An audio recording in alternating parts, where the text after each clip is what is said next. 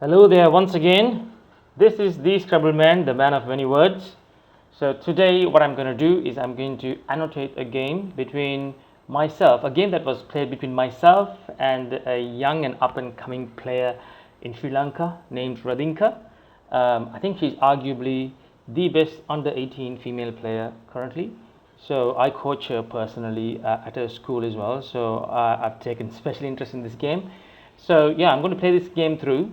Yeah, so let's look at the first rack. So first rack I start. I have this rack.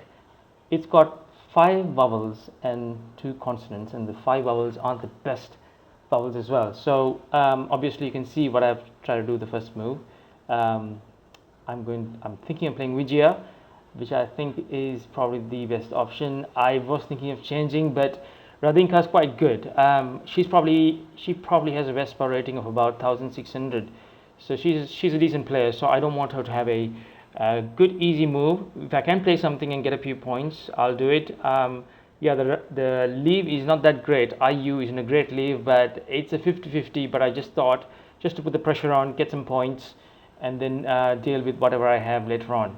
So I played Vijaya, and let's see what Radinka played. Yes, Radinka has an excellent rack. She's got tartines, which is some kind of snack, I think. Yeah, so yeah, she's got 82. She's got a double double. She's got a 4 timer. So I'm not that disheartened. If you look at my rack, you will see why. Yes, so I have a good pickup. I'm sorry the word appears as well. It doesn't allow you time to think. So you could see that I have routines. I have a couple of other options as well. So I just want to discuss those. So I have a very good pickup. I picked up SNORE. So that's how it works sometimes. So yeah, I have a few bonuses here. So I have routines. I have snout here as well. It's the same place. So snout here, I'll just play that for you. For 70, and also which I wasn't 100% sure, but I was fairly certain Vijaya did take an S. If I was pushed, I would have, if this was my only option, I would have gone for it, but it is just exposing those triples there. So I thought I'll just keep things a bit tight, and I'll go for routines, which I think is also Crackle's best move. Yes, so there are a few other options as well. Restiness, yes, that's a good option. But I went for there's nitrous as well, of course. It's a slightly new one, I think. I went for routines. So yeah, let's see what happens next. Oops, I think I pressed the wrong button. Let me reload the game.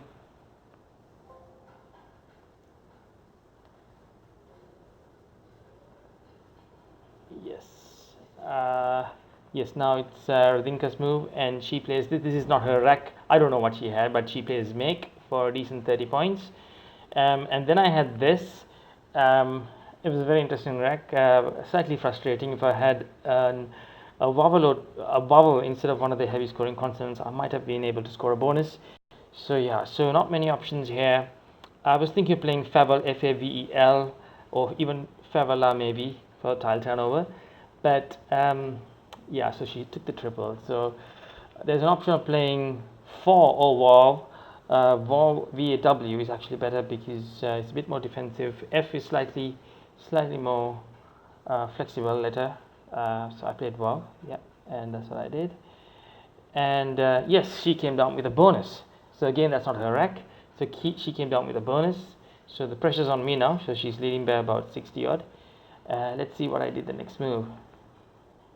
Yes, so as you can see, Belfry or Belfry, I'm not too sure how you pronounce that, but yeah. So that was an option, and I was rather pleased with it. So that was 43 points. So I thought I did rather well with that rack of mine. But it's actually the third best move. I did take some time. I was thinking maybe there is some peculiar bonus there with the I maybe, or even with the M. I thought along the lines of fumblery or something like that. But none of those are words. There are no bonuses. I checked. So yeah. So Belfry is actually the third best move. I should have actually spotted this one because playing the U instead of the L would have been better. So Rubify is better because the hang out of the L is better than the U. But in fact, there is an excellent move. It's a double double. I'm sure some of you have spotted it. It's briefly. I should have spotted that, but there we go. I didn't. So let's stick with Belfry. And then yes, she came down with this. She's taking the triple again. That is not her rack. I'm not too sure what she had. And then I had an excellent turn. It's fortuitous that I did hang on to the U, didn't spot Ruby 5, because it did actually help me to score my bonus, which is autosome. Autosomes are actually chromosomes in the chromosomes that are in the nucleus, which are not sex chromosomes. So every other chromosome which is not a sex chromosome is called an autosome. So yeah, so I was pretty pleased with that spot, and I did get 5 points as well for my for her challenge. Yes, next she played honored. So yeah, it's very disheartening. I had an excellent find there, but she comes back again with another bonus. So yeah, I'm feeling really sorry, excuse me. I live next to a railway station. Mind the sound effects. So yeah, so I was rather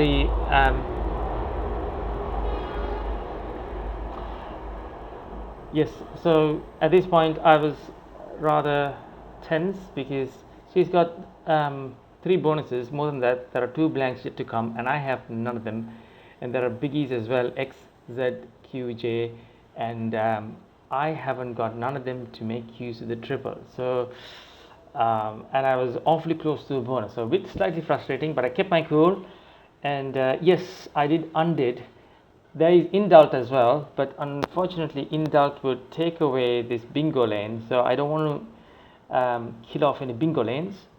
I do want to turn over as many tiles as I need to, but I have to strike a balance between having some synergy as well. So LAT is a good lead, because I have a vowel with my 2 consonants instead of indult, which indult also is actually, I'm sorry, I beg your pardon, it's actually a vowel and a consonant, so it's not too bad. So I had to strike a balance here, so I did undid. So I went for undid. And next, yes, she came down with a bonus. I wasn't surprised by that, because obviously, yes, 2 blanks is to come. And if I hadn't taken it, I had just analyzed this, and if I hadn't taken that triple, she would have had, I think, at least one triple, a 9 timer through that D of honored. She definitely has speedier. So there we go. That's how things work in Scrabble. Yes, and I had a very interesting rack afterwards. Yes, very interesting rack. Yeah, a couple of options there. So you can see there is latex. I did spot latex, and I did spot X. So latex scores me 40, and probably gives me a better chance of getting that X other blank, or even a U. Better chance of having a decent rack next turn with more vowels to expect. Yes, with X it's pretty risky, because you might not get a vowel. It's only 2 tiles that I'm playing, but I just thought I'll put those 2 tiles and create some pressure. 54 points is a big score, 14 points extra, and I just thought if I'm going to get lucky, I'm going to get really lucky. Even if I get a decent pickup here with latex, I think things are going to be quite tight. So I just thought I'm going to go for it. If I get lucky, I'll have to get really lucky. If not, most likely I'm going to have to change the turn after. But I'm going to put the pressure on her by scoring that extra 14 points. She's not going to sit comfortably if I had played the X. Yes, so she plays OW now. And yes, so this is no surprise, I have a bad rack, so I'm going to change. But I just want to point out to you something with my change. Obviously, some of you might have changed everything because you want to get the blank and maybe one of those biggies with the J and the Z. But I just hung on to that N, because I realize I have the last N. So for some setup purposes, maybe that N would help me. And you would see later on, in fact, the N does come to my aid. It's very subtle, these things. So I think I did the right thing here by hanging on to the N, and also prevent myself from, because there are some, even though I might get lots of vowels, but also there are some heavy scoring consonants, so I don't want a bunch of heavy scoring consonants clunking up my rack as well. So you will see how this helped me later on. Yes, she played S, but I think on hindsight, I think it was the other way around. She played S first and then played OW. It really doesn't matter. It didn't change a great deal, the whole flow of the game. So yeah, so she did play S first and then play O. Yes, so now this is my rack. I took a great deal of time on this rack. Yes, I did get the Z and the blank, so I'm pretty pleased by that. So yeah, so there are a few options I was thinking. of playing Enzim here, just to give myself some floaters, but I'm so far behind. Even if I did get the bonus, it'll be very difficult to close the gap. 80-point bonus, 70-point bonus wouldn't actually help. So, but I was just thinking along those lines. I was even thinking of Zyme, but it's just to expose that there's an A to come. Obviously, people would know the hook for Zyme, which is an A in front. And obviously that Z is exposed right next to the double letter square. She's going to score an easy 30-40 there with that Z. So yeah, so I wasn't sure what to do. The chances of getting a bonus also is slim on this rack. I have to get it, I have to open up first and then try and get a bonus. So things aren't looking that great for me. So I came up with this move. So obviously I thought of Fumi here first because it's more defensive, 5 points less, but more defensive because the other Fumi there scores 36. Obviously she can score through this this double letter square reaching up to the this double word square reaching up to the double letter square. She can easily score 30, 35.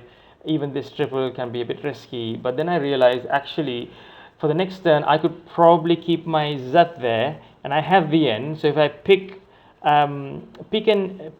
there's an O to come, so maybe there is a chance of getting myself a 90 pointer here. So I was just hoping she just wouldn't take up any of these openings. So that was a little bit of a setup. Obviously she's going to think, oh, I'm not trying for a bonus, so there's a good chance of her winning. But actually I'm setting things up here. So more than it just being a decent score and it clearing off some clunky tiles, it's primarily for that setup with YEZ for the next turn. Okay, so I did play Fumi there, and then afterwards I'm not too sure what she had, but she played QIN, and then I had this rack. Yes, so I do have a couple of options here as well. I have Zune and Zoot, so I can make obviously the blanks the O, so I can pick Zune or Zoot. So which one do we play? So there is an extra T to come, so you can play the Zoot hoping to get the other T, but I actually noticed something here. Leading up to the end game, I want to hang on to my T because this area here looks like something's going to happen here. Looks rather ominous here because you can put your TI. If I do get an I, there are a couple of I's left, you can get a decent score. Plus, even if I want to play my J, Jet or something, I could play my J with the T here. So the T is going to be actually helping me. So these little things, you just got to look out. You just need to have the foresight to spot these little things. They do make a big difference in the final outcome. So I did play Zune with the O as a blank, obviously, and obviously there's no risk of she coming back with Oyes, which is the hook for yes. So that was a joyous moment for me after setting that YE turn the previous move. And she plays barge, makes things very interesting, and she's leading by 18 points. And then I have this pretty rack, being rather sarcastic, it's not pretty at all.